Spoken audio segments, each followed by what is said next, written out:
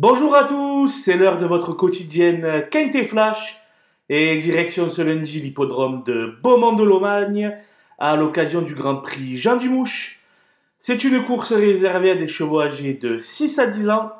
Ils seront 16 sur les rangs, 6 qui vont se lancer au premier échelon et 10 au second échelon. Et ils devront parcourir la distance de 2550 mètres. Une épreuve avec un plateau de qualité. Et Jean-Marie Roubaud semble détenir les clés en présentant 3 chevaux qui ont tous une belle chance de disputer les premières places. Et on voit ça tout de suite avec mon analyse.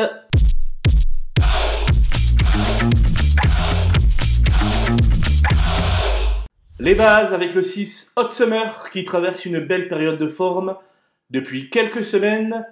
Il trouve un engagement de rêve dans cette course à seulement 300 €. Du recul, nul doute que Jean-Marie Roubaud effectue le déplacement pour la victoire. Le 7, Gino Tosca, est un véritable rouleau compresseur lorsqu'il arrive à prendre la tête de la course. Ici, il est très mal engagé puisqu'il est le premier à rendre la distance et il va évoluer ferré. Mais il a réussi à se classer deuxième dans cette configuration lors de son avant-dernière sortie à hier. S'il arrive à rapidement intégrer le groupe de tête, il peut donner chaud à son compagnon d'écurie. Le 14 Frenchman vient de terminer troisième d'une épreuve analogue sur ce parcours. Le 8 juin, il n'était seulement battu que par l'excellent Astronaute sur l'anneau de Toulouse.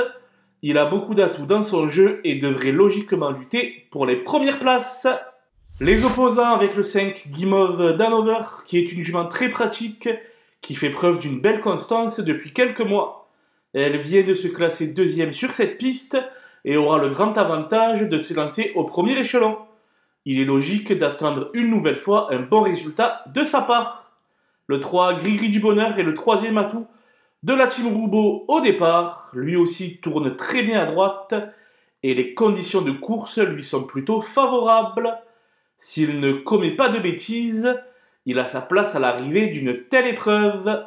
Le 15 Festif Charmant réalise une très belle année 2023 avec un succès et 4 deuxièmes places à la clé. Lors de sa victoire le 21 août dernier dans le Grand Prix de Castéra-Verduzan, il prenait le meilleur sur le banc Hidalgo des Noé. S'il parvient à prendre les bonnes roues, il peut prendre une place dans la bonne combinaison. Le 10 Flash Royal alterne les deux spécialités cette année avec une efficacité redoutable. Il avait été très bon fin mars dans la deuxième étape du Grand National du Trot sur l'hippodrome de Marseille-Borelli, où il s'était emparé du premier accessite. Plus revu depuis la fin du mois de mai, il a tout de même son mot à dire pour une 4-5e place. Mon coup de poker sera le numéro 13, Easton of My Life, qui se montre dans l'ensemble assez décevant depuis le début de l'année. Toutefois, il faut souligner que sa seule apparition à Beaumont-de-Lomagne s'est soldée par un succès sur ce parcours et dans un excellent chrono qui plus est. Dès lors, il ne me surprendrait pas s'il parvenait à arracher une petite place. Les outsiders avec le 4 Giada, qui n'est pas vraiment une gagneuse mais qui a le mérite de toujours se livrer à fond sur la piste.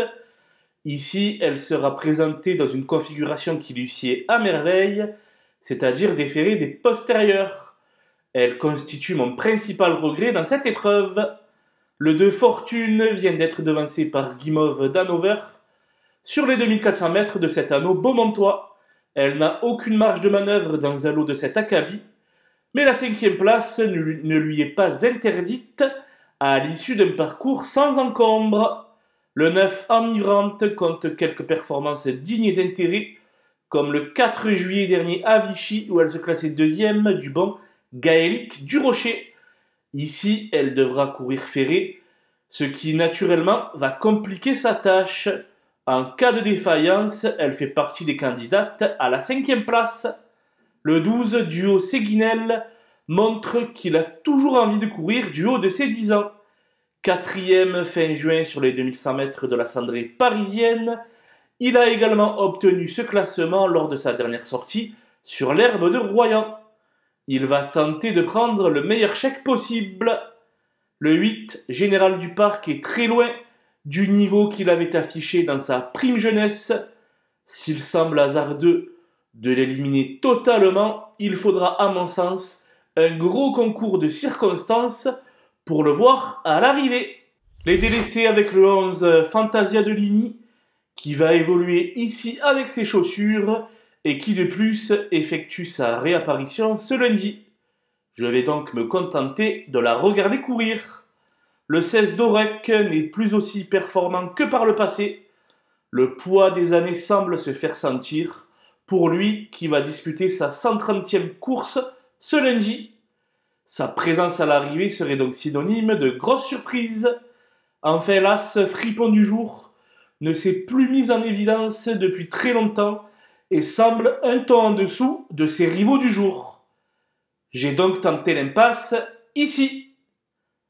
Voilà, nous avons passé en revue les 16 partants de ce Grand Prix Jean Dumouche.